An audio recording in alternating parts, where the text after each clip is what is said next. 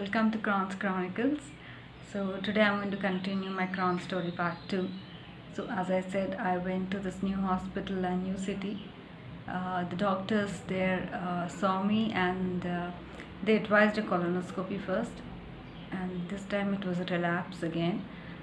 So the colon was completely inflamed and full of ulcers, so I was immediately admitted into the hospital and I was put on IV steroids for about 3 days, and then they started on oral steroids.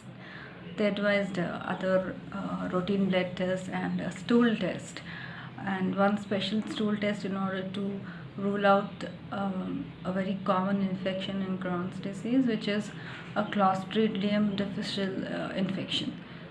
So the reports had come and I was infected with Clostridium difficile.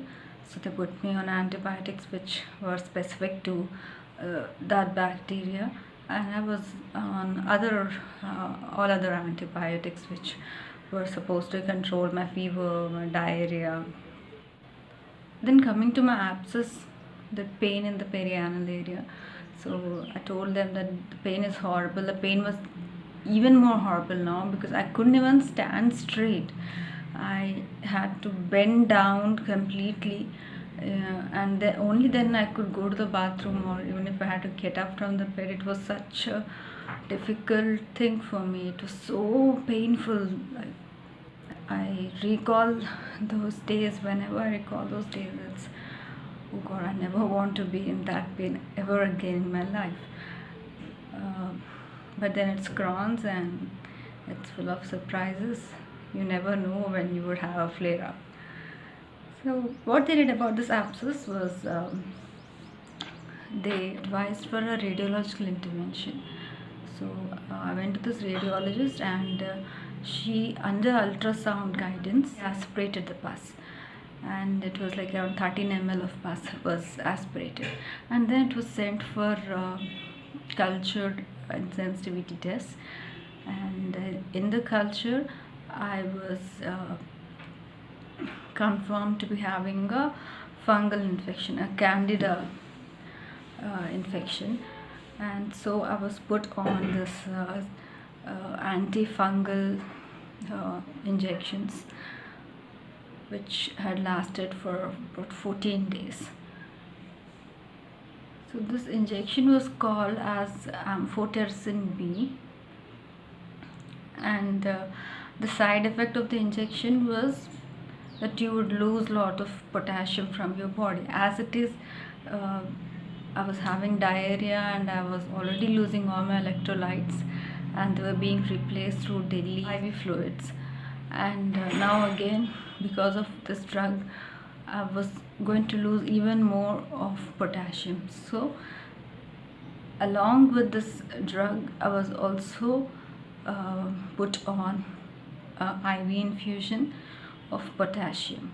So first I would have a potassium infusion, potassium chloride infusion, which was the injection, the potassium chloride around 20 ml. It was infused in a 500 ml saline, and after I finished that, then I would be given the amphotericin injection. This lasted for about 14 days. And potassium chloride, oh God, I see this Crohn's is such disgusting, and I don't know, I mean it's a punishment. I used to think that I've done some sin in my life, that's why I'm being punished by God, because the pain of the potassium was something that I had never experienced before. It was nothing like the menstrual pain. It was nothing like the cramps I had during diarrhea. It was nothing like the contrast pain I told you about before. It was nothing like the abscess pain.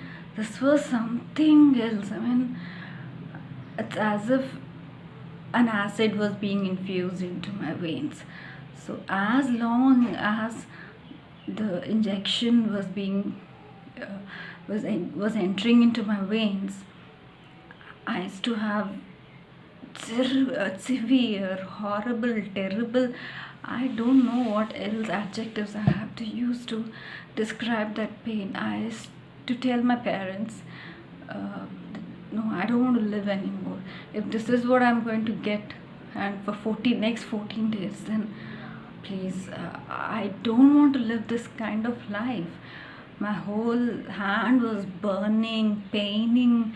I mean, every sort of uh, sorrow, grief had engulfed me, and I was in such a worst condition.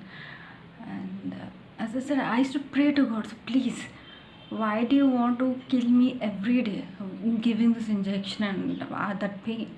Why didn't you just kill me once? Do something that I die at once. Some disease that I die at once. Crohn's is something that you don't die. It's not fatal. Its complications are fatal, but as it is Crohn's is not fatal disease. But it's so debilitating. It causes such morbidity, such pain. You can't do your routine. Your life comes to a standstill. My post graduation had stopped in middle. I had taken a long medical leave, and it's still continuing. I even don't know if I would be able to finish my post graduation. Your life is like, as if you're being cursed. You're leading a cursed life. That's what I used to feel. I am having a cursed life. That's why I have to take this injection. Was a experience of potassium chloride injection. And along with that, I had also used to take this oral suspension of potassium, which was again such a burning kind. But luckily, it was not that you have to take it directly. I had to put it in water or some kind of juice. So it was okay, but still, it used to burn the entire tract of GI, and so this thing continued for 14 days. And actually, my doctor advised for a CV line, a central line that they would put here in the jugular vein, so that because it's a 14 days injection, and the injection would last for about 3 to 4 hours. The infusion would last 3 to 4 hours, and I had to take several other injections also. So they had advised me for a CV line, but I was adamant. I said, no, I don't want anything there. You do anything with my hands. You put cannulas in every vein you get in my hands, but not on my neck, please. So they said, okay, fine. And so every day there was a change of cannula. Because of the potassium, my hands used to, the veins used to get thrombosed. That is, the blood would get clotted in the veins, and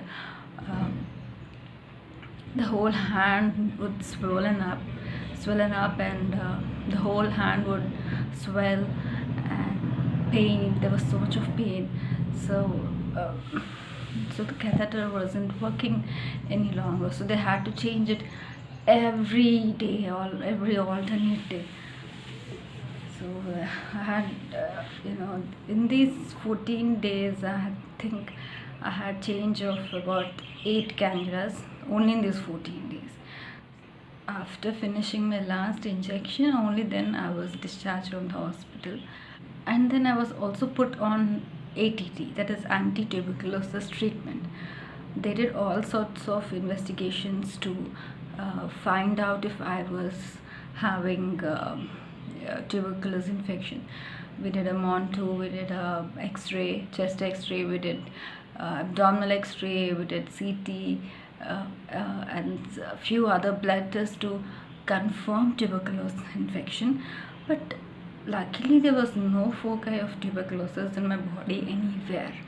They had to investigate for tuberculosis because lost lots of weight, and I had chronic cough and loss of appetite, fever. So all these were also symptoms of tuberculosis. So they said, okay, let's rule out tuberculosis also. Of course you have Crohn's, but then let's see if you have tuberculosis also. Luckily I didn't have.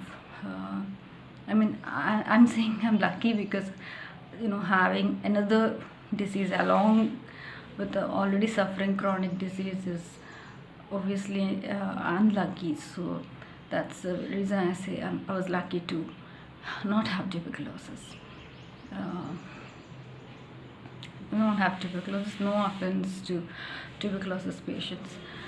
And the other reason for investigating tuberculosis and then putting on me on ATT, that is anti-tuberculosis treatment, for 9 months was because they had planned to start a new biological for me. As I told you that I had used this Remicade injection, that is infliximab injection before. So that didn't work for me. So they said, okay, fine, that didn't work for you, so we have to go for the next generation. So you have to start a new biological. But before that, let's rule out if you have any tuberculosis infection, because if you have an infection and then you're using a biological, then then the infection will be aggravated.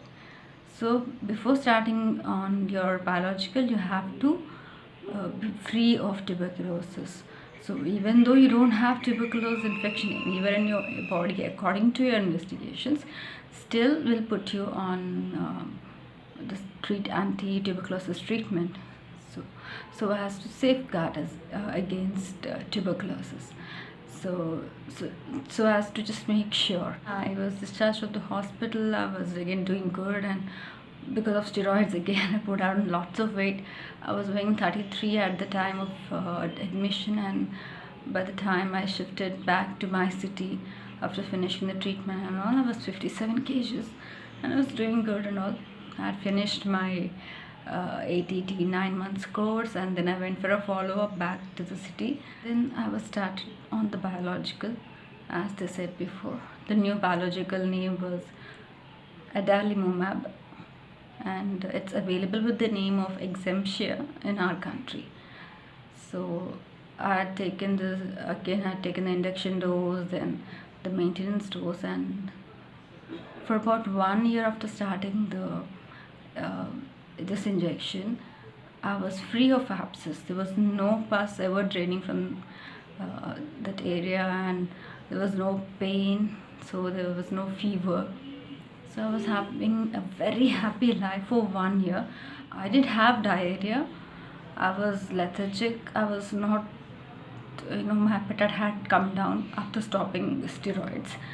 But still, I was not having this abscess pain, which was something very, very significant for me, because that pain wouldn't let me sit, let me stand, or do anything. I had to restrict myself to the bed, and I had to lie to only one or the other side. Either because the pain was on the right side, I was lying mostly on the left side. That's the way I had to sleep the whole day or whole night. So I was happy for 1 year. There was no pain. So after 1 year, again I started having abscess. Again I started having pain in that region, and abscess had formed, and all my symptoms were back. I lost my weight.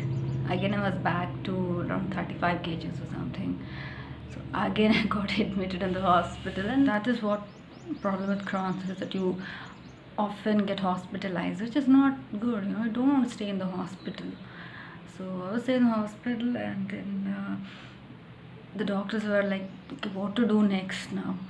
So for time being, they put me again on steroids, and they told me that they are planning for a treatment called as FMT, which is a new kind of treatment. It's called as FMT. FMT stands for fecal microbiome transplant. That is, they transplant feces or stool. You say a stool of a healthy host. Okay, so that was the next plan after finishing the steroids. I said, for time being, we're going to keep you on steroids.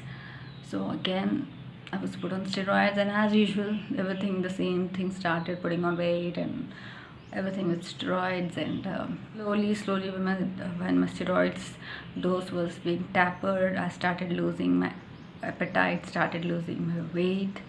Again, all the things, all the symptoms had come back along with the abscess. I was still continuing on my adalimumab injections every 2 weeks. I had to take this injection every 2 weeks subcutaneously. Like you take the insulin injection, the diabetics take the insulin injection subcutaneously. So that was the way I was taking this injection every 2 weeks. And but again, there were no relief of symptoms. Uh, that's what gives you more pain, uh, and throws you into a kind of dark place wherein you are taking all the available treatment, you're spending so much, everything was so expensive, but even then your symptoms are not relieved. That really took it toll on my brain, and I ended up into depression. I started using antidepressants, which I never wanted to do, because basically I was a very strong girl. For 7 years I was doing, like, I was uh, all friends with Crohn's. I was like, I accepted the disease, and I said, okay, fine, it's okay, I'm diseased, but and I also understood that there were relapses and remissions. So, and I thought it's okay, fine. When I was in a continuous relapse for about 5 years, it was then that I understood the severity of the disease. Otherwise, for me, it was like whenever I was not well, I was put on steroids, I was eating, I was gaining weight, I was doing good, all happy and energetic. So it was only this for me. But once I landed up into a continuous relapse, then I understood the severity of the disease, and I felt really bad for me. It's not that I started sympathizing with me. No, I think it's the worst thing that you can do to yourself is self-sympathize. You should never do that. Stood and the circumstances, and I was totally believing what my doctors told me. My complete trust was on them, and I had total faith in God that one day I will definitely go into remission. Period. Definitely one day. So after finishing the steroids, and as I said, I was losing weight and all the stuff had come back. And so this time again they did a repeat colonoscopy. Doctor himself, the chief himself, was very, very disappointed, and he said, your entire colon is involved now. Initially, at the time of diagnosis and in between years, it was parts of colon that were involved, and it was not that severe. But this time, when I saw this time, the doctor himself was so disappointed. He was saying, your entire colon is involved and completely inflamed. So this is very serious and severe. It has become a penetrating type of disease. So steroids are no longer going to help you. Of course, you have to continue on biologicals. We'll talk about that later. We'll see what can we do to you. Either we put you on FMT, or we shall put you on trials, because a new drug had come into the country and human trials were going on for that. So maybe we'll put you in that human trial. It's very difficult. We have to rethink, we have to think a lot about this, and we shall inform you. So after a few days I went back, and they said, like, okay, fine, we have decided you have to go for FMT, but we don't have it in our hospital. So they referred me to a new hospital in another city. So there I spoke to the doctor, and he's a very renowned gastroenterologist. So he listened to my entire story, and he said, okay, fine, get admitted, another hospitalization, and let's see what should be done. So all my routine tests again, all the blood tests, everything, stool test, urine test, and MRI was done, because I was having an abscess again. We're going to start on FMT. So because you have only the colon involved, we would be doing the FMT through colonoscopy. So it was like if my upper GI was also involved, then they would do it through an endoscopic approach. But because only the colon was involved, they decided that they're going to do it through a colonoscopy approach. So that was decided. And coming to FMT. FMT, as I told you, fecal microbiome transplant, and told you it's a fecal microbiota transplant. And they had taken stool from a healthy host, and they would transplant it into my colon through colonoscopy. This new kind of treatment started first day, and then next the first dose, and then after second dose was after 2 weeks, third dose after another 2 weeks, and then every month. So decided that I would be having 7 cycles of FMT. So I'm continuing on FMT right now. I finished my 6th cycle, and I was supposed to go for my 7th cycle. So it was scheduled on Jan 22nd, 2019. I had to go for my 7th cycle, the last cycle of FMT, and I tell you that FMT was doing good for me, because I was having because I had no symptoms of fever. My frequency of stools had really come down to 2 to 3 per day, which initially were 10, then they came down to 8, 6, then 2 to 3 per day. I was so happy, and I was eating. This was the first time I was eating without steroids. So I was having my own appetite, and I was eating. I was putting on weight slowly. At the start of FMT, I was 32 kgs, and by 6th FMT, I was 35 kgs. So it was a great achievement for me, because without the help of steroids, without the involvement of steroids, I was doing something on my own, and this was very self-motivating. And I was so happy with this FMT until Jan 22nd, which was the day I was supposed to go for my 7th scheduled FMT. But what happened? Life is full of surprises. Life is so uncertain, and for a Crohn's patient, it's even more. So I don't know. I don't know. I was so happy, and I think God thinks, and this girl is like, I don't know what happens to my life all the time. Whenever I'm so happy and super happy, and I'm doing all good, something really horrible, something really, I should say devastating happens. Yes, something like that happens. A disaster happens. So again, I developed an abscess, this time on the left side. Initially, I was having the problem on the right side every time, but this time it was on the left side, and it was such a big swelling. It was like, it developed very rapidly. I used antibiotics and painkillers, because having an abscess was so common for me in the past 5 years. So I knew what to do about it.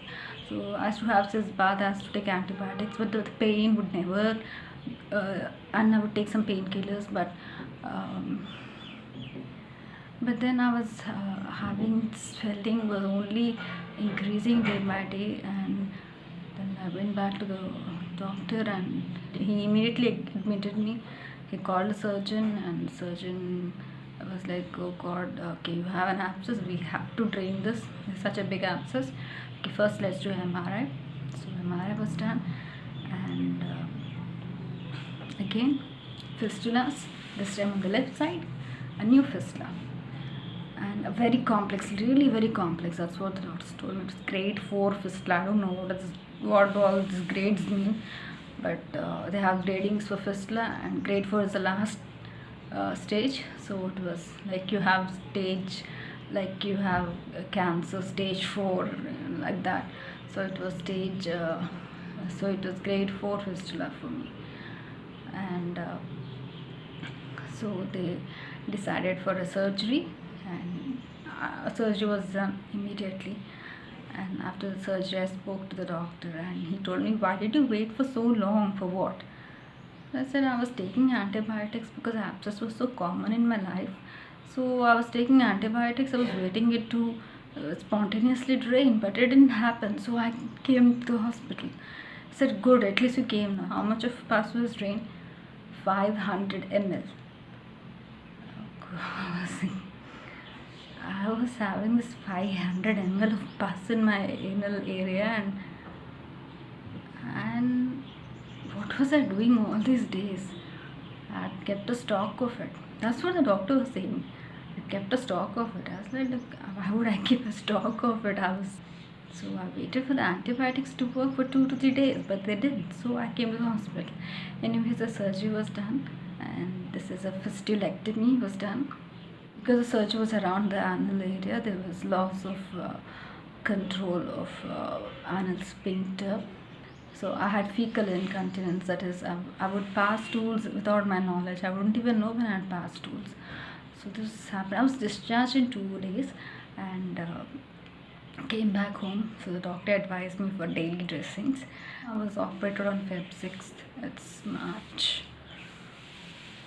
13 today, so it's been a month. I'm doing good now. I'm doing better. Surgery wounds are healing, and I've been put on antibiotics now, and I have to do a daily cis bath. So that's what I'm doing. So another interesting thing that happened in my life, not only the surgery, well, surgery was not interesting, but one interesting thing that happened in my life. I call it interesting because I don't get no other adjectives. So my gastroenterologist, he told me that, see, your entire colon is involved, your disease is so active, that's the reason you were having continuous abscess, you're in continuous relapse from the past 5 years. Yes, of course, FMT has helped you, your symptoms have relieved a little, and your appetite is good, that's true. But you have developed fistulas. That means you have an active disease. Your Crohn's is all active and happy. So we have to do something about Crohn's, and we have to take a serious decision. And I was like, okay, I was listening. And what he told me was, stop eating for 8 weeks. So another new treatment is called as enteral nutrition. Enteral is the intestine. So what happens in enteral nutrition actually is the patient, a nasogastric tube is passed, which enters into your stomach. You're not allowed to take anything orally. Whatever you take is through that tube. Okay, and that is for the patients who are in ICU or who are very sick, who can't take orally, or coma patients, and such patients are given an enteral nutrition. And coming to me, I was put on a complete enteral nutrition, but because I could take orally, I did not use the tube. I could take it orally. So what was this enteral nutrition is that I was not supposed to eat anything for 8 weeks, anything at all. No rice, no roti, no soups, no biscuits, no chocolates, nothing at all. I would have to drink the formulas that were provided for 8 weeks. Enteral nutrition has shown very good results according to research papers and a lot of studies. So I was put on that, and from February 8th or February 9th was the day I started on my enteral nutrition, and I'm still continuing it. I'm in my 5th week. I think I have to continue it for another 3 weeks. Yeah, that makes 8 weeks. But I tell you, enteral nutrition has been very, very, very good. I've put up around, before the starting of enteral nutrition, that was on Feb 9th, I was 35 kgs, and now it's March 13th. It's been only a month, right? And I'm 40 kgs, and I'm so happy about enteral nutrition. But then let's see what happens, what Crohn's has in store for me. This was the story so far, so I don't know what's in store the future, as we have a very famous Bollywood line in a Shah Rukh Khan film. He says, "Picture abhi baki hai mere dost." So I think Crohn has been saying this to me for the past 9 years. There's lots more to come. There's lots more to come. I have to give you a lot of things because I love you. Crohn loves me a lot. I think it really loves me. I mean, it does love me because it never dissociates from me. It has become a part of my life in the beginning, and now it's my life. But I'm trying my best to. But I've always tried to cope with the disease, to understand the disease, and to accept the fact that I have this disease, and this is how my life is going to be. And when you accept and when you understand all these things, you can have a control over your life. So I'm trying my best to have control over my life, and probably after the enteral nutrition is done, I might be doing well. I might go into a remission period, fingers crossed. I really want to go into a remission period. It's been so long that I've stayed healthy and normal, like every other person in this world. So that's a wrap. See you in the next video, and thank you for watching, and please subscribe and like my channel. Thank you.